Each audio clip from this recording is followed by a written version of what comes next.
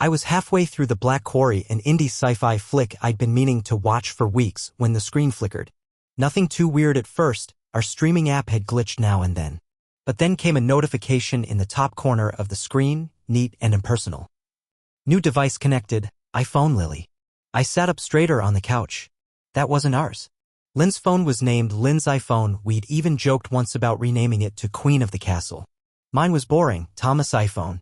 No ambiguity. But there it was, iPhone Lily. My thumb hovered over the remote as the movie continued playing for a second. Then, before I could fully register what was happening, the screen auto-switched to a new title. Resuming, The River Between Us, S2E4. That stopped me cold. The River Between Us wasn't just a show, it was our show. We'd started watching it last winter, every Tuesday night after dinner. Candle on the table. Blanket on the couch. A quiet little ritual. But we'd stopped around season 1, episode 9. Life had gotten in the way. Lynn's job had gotten busier, longer hours, more client meetings, and I'd picked up more overtime myself. We told ourselves we'd finish it when we had the time. That had been 6 months ago. Yet here it was, season 2, episode 4. Playing smoothly like someone had been binge-watching behind my back. I hit pause. The still frame froze on a scene I didn't recognize. A couple was arguing in a kitchen, one I hadn't seen, one Lynn and I had never gotten to. My first thought wasn't suspicion. It was confusion. Mild, dazed confusion. Had I accidentally opened someone else's profile? I backed out to the main menu. Nope, my name was there in the corner, Thomas and Lynn. The device was still connected. iPhone Lily. It was too specific to be random. I didn't call out for her right away. Instead, I sat there, the silence creeping in around me. The sound of the refrigerator hum, the subtle creak of wood from the hallway. My heartbeat felt unusually loud in my ears. Then I heard the garage door creak. Footsteps. A second later, Lynn appeared in the doorway, ponytail pulled tight, wearing the slate gray yoga pants she often wore to the gym. A sheen of sweat clung to her forehead. She held a gym bag and a water bottle, and for a moment, nothing seemed strange. Except something was off. Hey, what's up? She asked casually, setting her bag down by the coat rack. She leaned down to untie her shoes. I glanced back at the screen. Still paused. Still connected to iPhone Lily. Did you log into the TV with a new phone? I asked, keeping my tone even. Something called iPhone Lily popped up. She looked up, blinked. Huh? Oh, that? Yeah, I think I signed into the app from my old phone last week. Must have synced up again. You know how buggy the smart TV is. It probably just pulled up some random stuff. She gave a short laugh. Light? Dismissive. Not quite natural. I narrowed my eyes, trying to keep my expression neutral. But it resumed the show we were watching, The River Between Us. From way ahead. Her hand stilled on the laces of her shoe for half a second. Barely perceptible. Then she smiled. That must have been me just clicking around. I needed background noise the other day while folding laundry.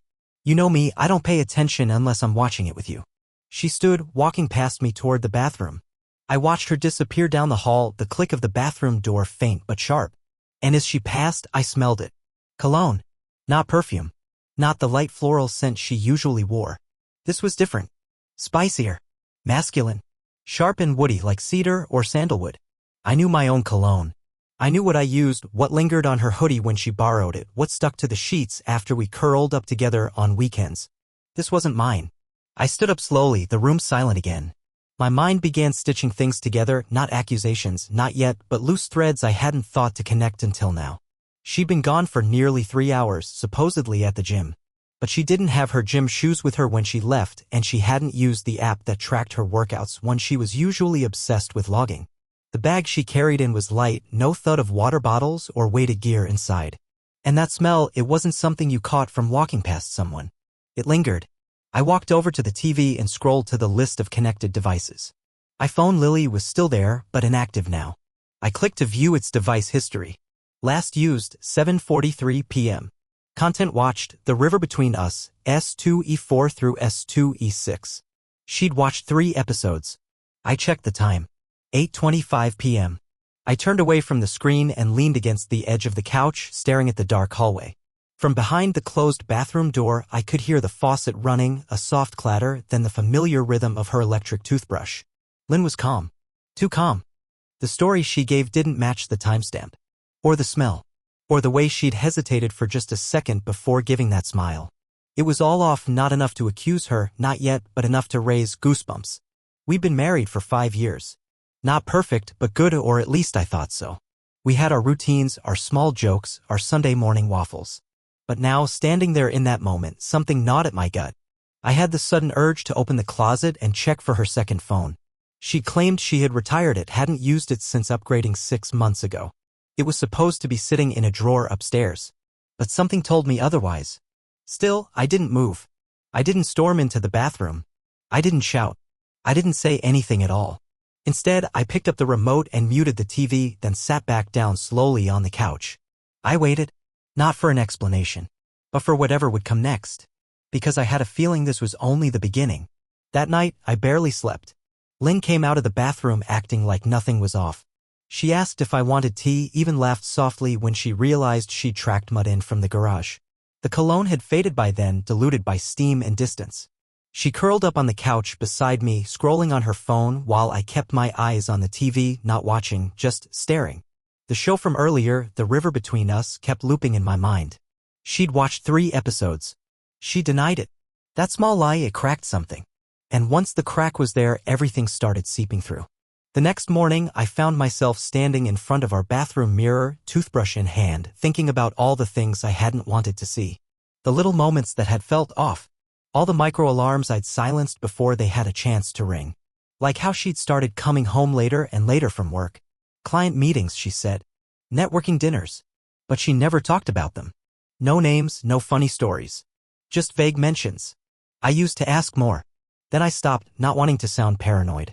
She always answered with such polished ease. Like she had a script ready. Then there were her yoga classes.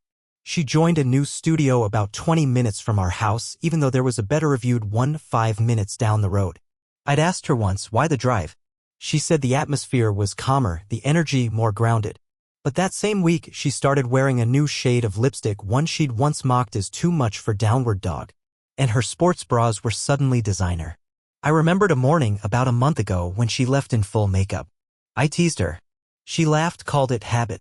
But she had taken a full 10 minutes perfecting her eyeliner. For yoga? At the time, I shrugged it off. There was also the location thing. We shared location tracking on our phones, not because of control, just convenience. But every now and then, hers would glitch. It would show her in strange places, never long enough to seem like a lie, just inconsistent. She'd text from lunch with Jenna while her dot hovered near the waterfront. Once, it showed her parked for 40 minutes in a residential neighborhood. She told me later she was at the salon. I'd believed her. Why wouldn't I? And then there was her wardrobe. Subtle at first. Fewer cozy sweaters, more form-fitting pieces. New boots. Jackets that belonged more in fashion blogs than in our shared life. The kinds of things she used to say she had no use for. I began to recall how those changes lined up with the timeline of the forgotten phone, the old one that now had a name, iPhone Lily. The more I thought about it, the more it felt deliberate. As if she hadn't just renamed it randomly but given it an identity. One she could slip into when she wasn't with me. I started noticing her indifference too. Her affection had gone quiet over time, like a radio slowly losing signal. No more random hugs in the kitchen. No more kisses on the shoulder as I worked on weekend projects. Just silence. And when I'd speak, she'd nod along but rarely engage. Her eyes would drift to her phone, her thumbs dancing with practiced rhythm. I once walked past her and saw the Messages app open, a conversation pinned to the top. But it wasn't under a name. Just an emoji, one I didn't recognize. I asked about it. She said it was a group chat. I didn't press. Now, I regretted not pressing. I remembered the last time we were in *, mate. Not physically, emotionally. A Sunday morning in April. We had coffee on the back porch. She laughed at one of my terrible puns, her head resting briefly on my shoulder. It had felt real. But after that day, it had been mostly silence between us. Like something had closed. I started checking my own memory for clues, changes in her tone, her rhythms. She'd stopped calling me babe about 2 months ago. Said it was too cutesy. But now I wondered if it had just become awkward to call me the same thing she called someone else. And then the way she guarded her phone. It used to live on the kitchen counter, unlocked. Now it was always face down. Always locked. Once, while she was showering, a notification lit up her screen. See you soon, face blowing kiss from someone labeled New Mindset. When I asked about it, she laughed and said it was a motivational app she'd been trying. I had believed her. I started writing all these things down in a notes app, trying to track it like a mystery I was too late solving. As if piecing them together could give me answers I wasn't ready to ask out loud. And yet, I still didn't confront her. I told myself it was because I wasn't sure. Because I didn't have proof. But really, I was afraid of the proof. Afraid of hearing her say the words that would change everything. There was still a part of me that wanted to be wrong. That night, we had dinner like normal. Lynn made salmon, her specialty. She talked about a new podcast on productivity she'd started. I nodded along, pretending to listen. Inside, I was miles away. She asked how work was. I said it was fine. But even that word fine felt dishonest. I stared at her across the table, watching how effortlessly she spoke, how easily she laughed. But her eyes rarely met mine. And when they did, it was brief, almost rehearsed. I found myself wondering if someone else knew her laugh now. If they knew the freckle under her left eye or the way she chewed her thumbnail when she was thinking. I started to wonder if she ever talked about me to them. Or if, in that version of her life, I didn't exist at all. Later that night, she kissed me goodnight. Her lips touched my cheek, and I realized I couldn't remember the last time they'd landed anywhere else. When she turned to sleep, I stayed awake, staring at the ceiling, listening to her breath even out into sleep. And in that quiet, I finally accepted something I'd been avoiding. I was no longer a character in her story. Just background noise. A placeholder. And deep down, I think I'd known it for a while. It was a Thursday. Ordinary in every outward way. I left work a little early that day. Not for any specific reason, just a gut feeling. The kind you can't rationalize but can't ignore either. The office felt claustrophobic, the conversations hollow. I told my manager I had a headache. She waved me off with a smile and a feel better. I didn't go home right away. I drove past the coffee shop where Lynn and I used to spend Sunday mornings, past the park where we used to walk after dinner. It all felt like a set from a show that had been canceled, still standing but emptied of meaning. I pulled into our driveway at 9:37 p.m. Her car was there. Lights off. No sound. My first thought was that she was asleep. But that didn't sit right. Lynn never went to bed before 10, and she always left the porch light on for me. I sat in the car with the engine ticking quietly in the silence. At 10:42 p.m., a black Tesla turned onto our street. Sleek. Quiet. It parked directly in front of the house. My hands froze on the steering wheel. The driver's side door opened. A man stepped out. Mid-30s, athletic build, dressed like a catalog button-down shirt, fitted jeans, confidence in every movement. He walked with purpose toward the front door. Not nervous. Not hesitant. Like he belonged. He didn't knock. He entered a code on the keypad. I watched, breath shallow, as the lock clicked and the door opened. Lynn was there. Not groggy. Not in pajamas. She opened the door instantly, like she'd been standing just behind it. She smiled. That smile? The one I hadn't seen directed at me in months. The man stepped inside. The door closed behind them. I didn't move. I didn't blink. I felt like I had left my body entirely, like I was hovering above the car, above the house, watching a scene unfold that had been playing out long before I tuned in. My mind wanted to run. To rationalize. Maybe it was a surprise party. Maybe it was her cousin visiting from out of town. Maybe? But I knew. Every neuron, every cell in my body knew. This was the truth. Cold, unedited. 10 minutes later, the porch light flicked on. The man came back out to grab something from his car, his phone maybe. I saw his face clearly now. Not familiar. Not a coworker I'd met. Not a family friend. Lynn stepped onto the porch after him. She was laughing softly. She touched his arm. Then, without hesitation, they went back inside. The door clicked shut again. I sat in that car for over an hour. I didn't cry. I didn't scream. I just stared. It wasn't anger that consumed me, it was clarity. A devastating, ice-cold clarity. The kind that strips everything down to its bones. The kind that doesn't ask for emotion but demands action. I left.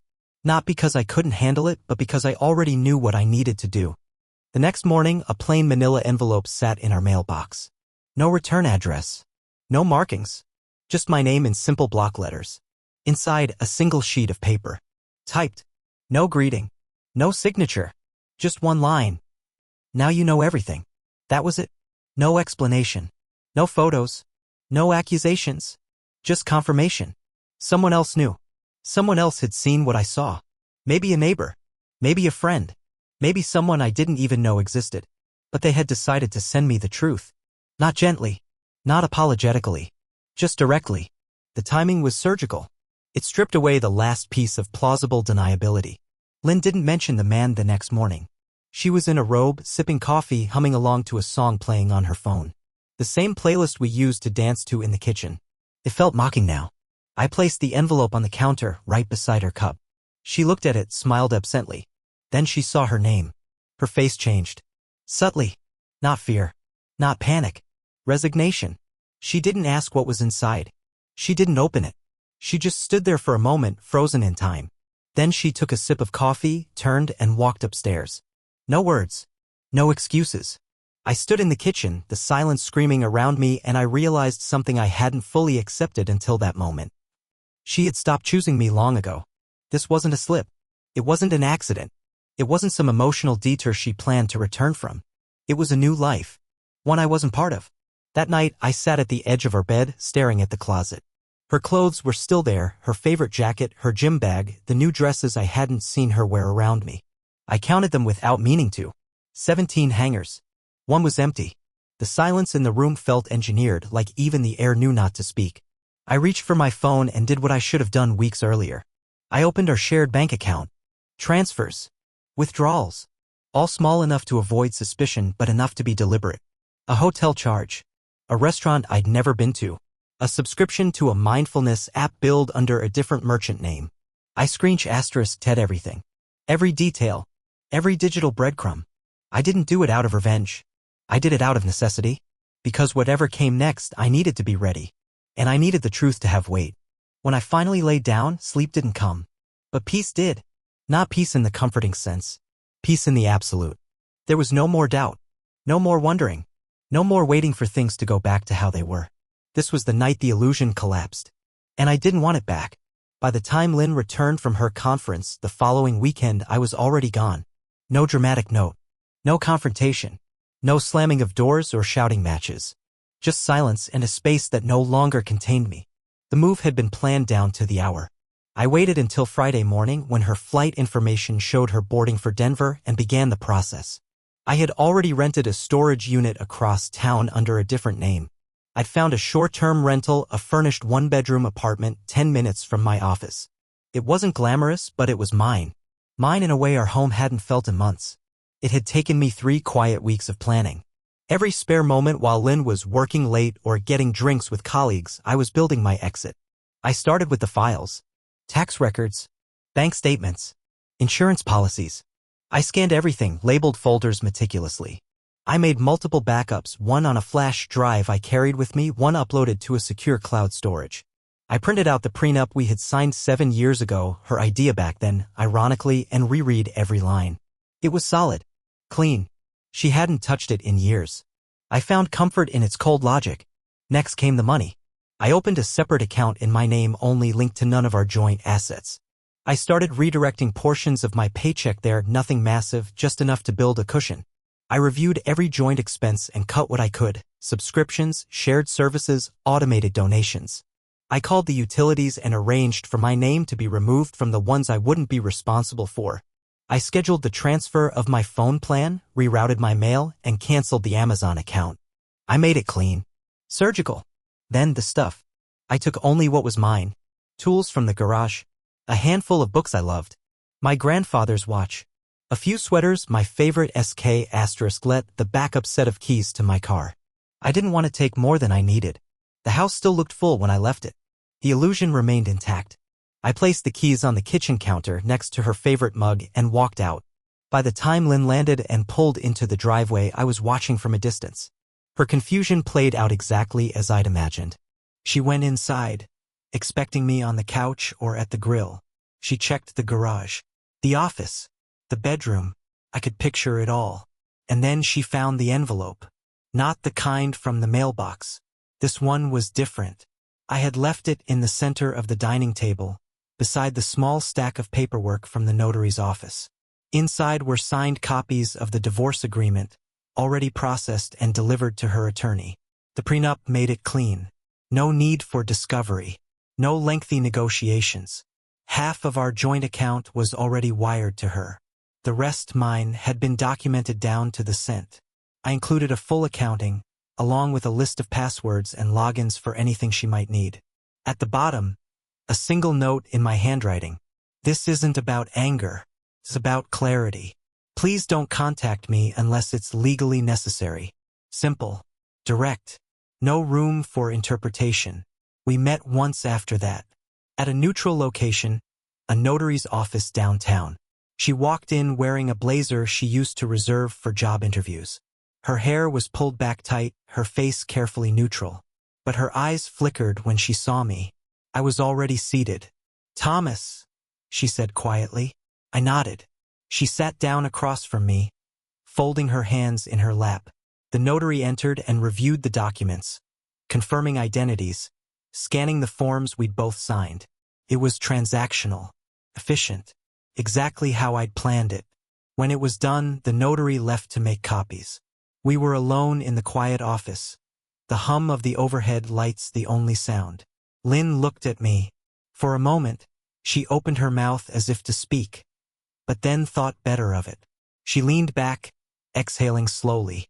"I didn't think you'd," she began, but trailed off. "Do it like this?"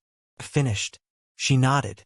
"I thought, I don't know, that there'd be a fight, or yelling, or something." I shrugged. "You assumed wrong." She looked away, lips pressing into a thin line. "You're really just done?" "I was done the moment I knew," I said. "This is just paperwork." Her eyes glistened, but she didn't let the tears fall. She nodded again, slower this time. "You're colder than I expected," she said. "I'm not cold," I replied, standing up. "I'm just not pretending anymore." The notary returned, handed us the finalized documents, and that was that. We didn't hug. We didn't shake hands. We didn't exchange any more words. She walked out first. I watched her go. It didn't feel triumphant. It didn't feel tragic. It just felt necessary. It was a week after the papers were signed when the email came. Subject line: "If you'll read this." The name in the sender field hit harder than I expected. Lynn Holloway. Not Lynn. Not Love. Not any of the nicknames we used to toss across kitchen counters or text under dinner tables. Just her full name, formal and distant, like I was a stranger she was writing a complaint letter to. I hovered over the email for hours before opening it. Part of me didn't want to. The other part, maybe the masochistic part, needed to. It opened simply: "Thomas, I know you said not to contact you unless it was legal, but I'm not trying to fight. I just need to say a few things. Things I should have said a long time ago. Please read this." No greeting. No apology. Just that awkward, naked request for attention. She went on. "The man you saw that night, his name is Aaron. He's not a boyfriend, or a fling, or a secret love. He's a life coach. I met him 6 months ago. Not through dating apps. Not through friends. I found him online. My dad had just passed. I couldn't sleep. I couldn't think. And I felt like I was spiraling. You knew I was grieving, but I didn't know how to let you in. Aaron helped me sort through that. Helped me cope. I know how that sounds now, and I'm not defending everything.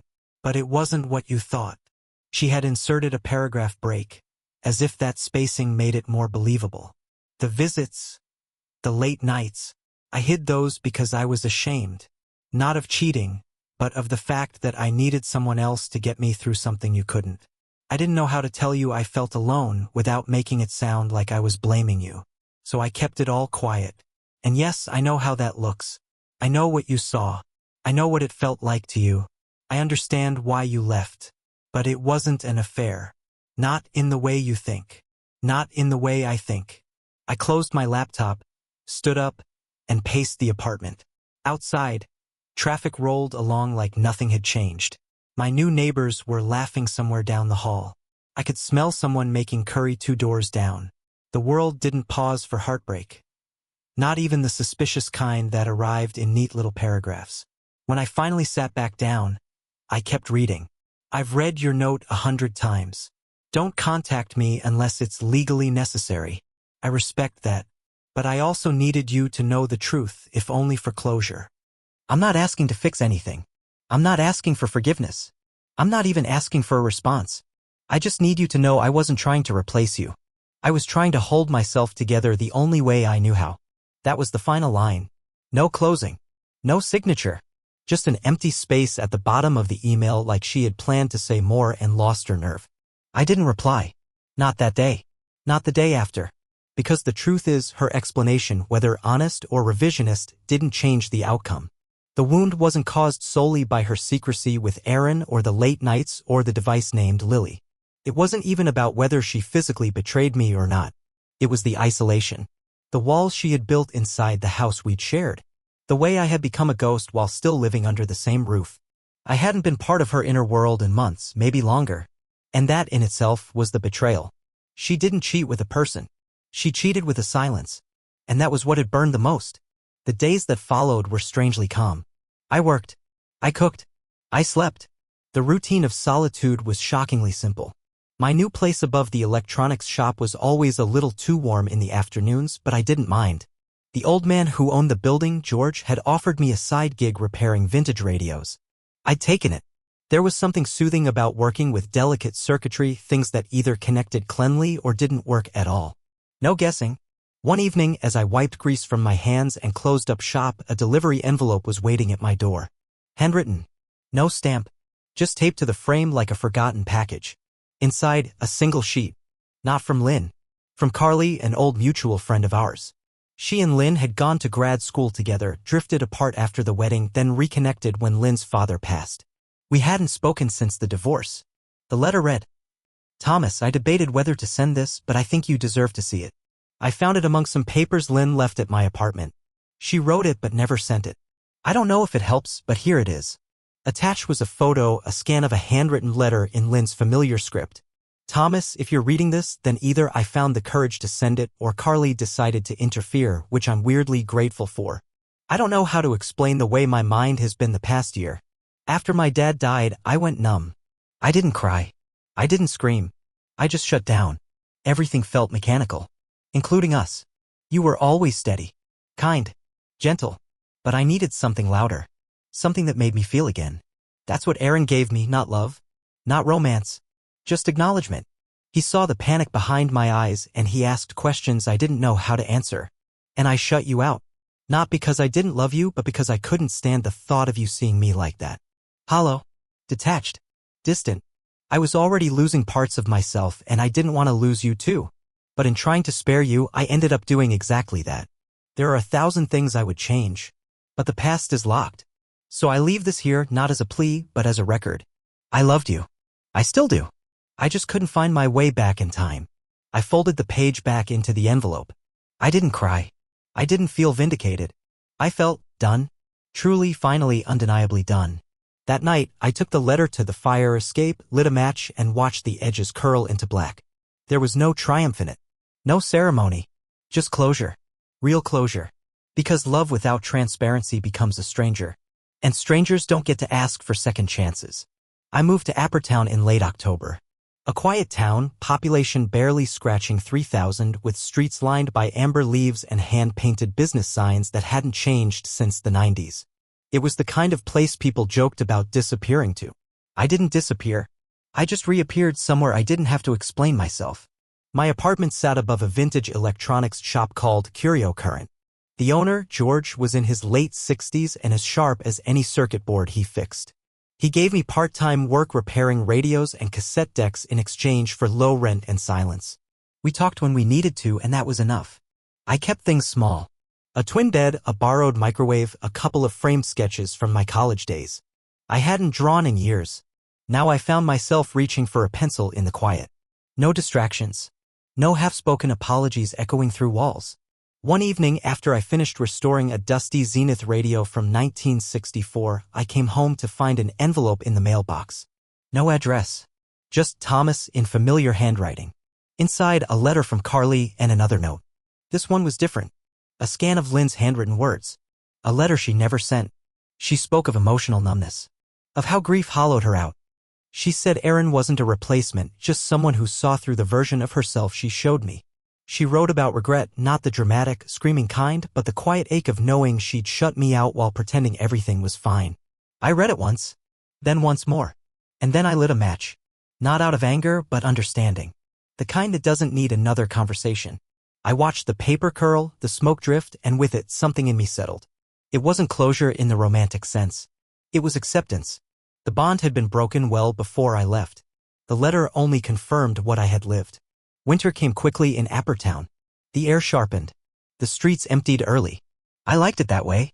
I picked up a second job at the local library, helping with inventory and eventually offering weekend workshops on electronics repair. Kids came in with broken game consoles. Retirees brought in old radios. It wasn't glamorous, but it felt real. Lynn didn't reach out again. No texts. No emails. No dramatic doorstep scenes. And eventually, I stopped waiting for one. I moved again in the spring. Not far, just to Riverstone, a nearby town with more trees than people. My new place had creaky floors and a view of the river from the kitchen window. On weekends, I hiked. I started baking bread badly. I joined a small book club at the library and never talked about my past. I didn't reinvent myself. I just stopped pretending. I didn't need a new identity. I needed to return to the one I'd shelved for too long. I wore old hoodies and sketched landscapes. I fixed radios and hosted quiet repair nights at the library. I learned how to brew decent coffee and made friends who didn't ask who I used to be. People talk about starting over like it's failure. But it's not. It's space. Space to breathe. To be. To reclaim parts of yourself that someone else's presence pushed into corners. I stopped measuring my worth in someone else's affection. And in that space, I found something I hadn't had in years. Peace. Not freedom from Lynn. Freedom to myself.